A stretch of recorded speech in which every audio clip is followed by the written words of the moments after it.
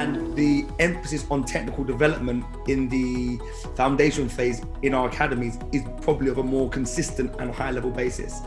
The MLS clubs, obviously you guys start over there at 12, I believe. Yeah.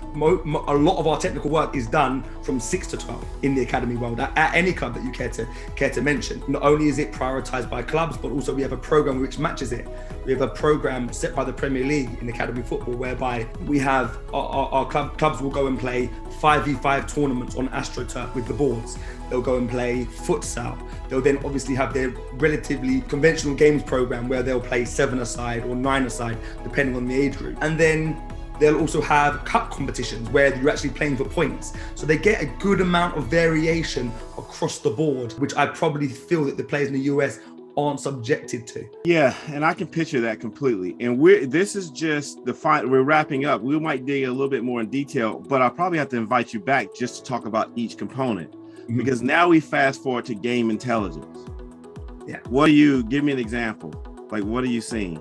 So game insight, players that recognize moments, an example of game insight or game understand or game intelligence, all the same. Players' ability to recognize moments when the ball may be turned over, players' ability to recognize moments to create 1v1, create 2v1 attacking or offensive moments, players' ability to anticipate where the next pass that they may receive will help to build within the context not only of themselves as an individual, their unit, but more significantly within their team.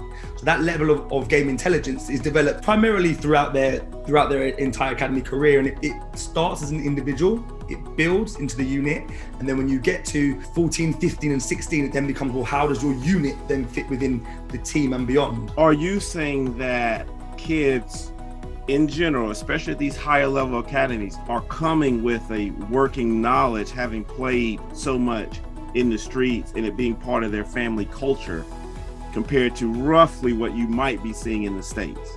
From a technical perspective, I would agree with that. The players that are coming from the big cities here in London are coming from a huge diversity of backgrounds, and like I say, socioeconomic factors, and it all creates a melting pot of different cultures where players have a different perspective on the game.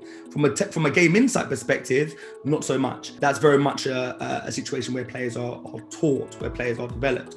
Now, obviously, it's important that technique is then developed. But what they often come from in the big cities is an environment which is conducive to technical development. They don't develop simply by playing in a small and tight space. That doesn't make you technically able.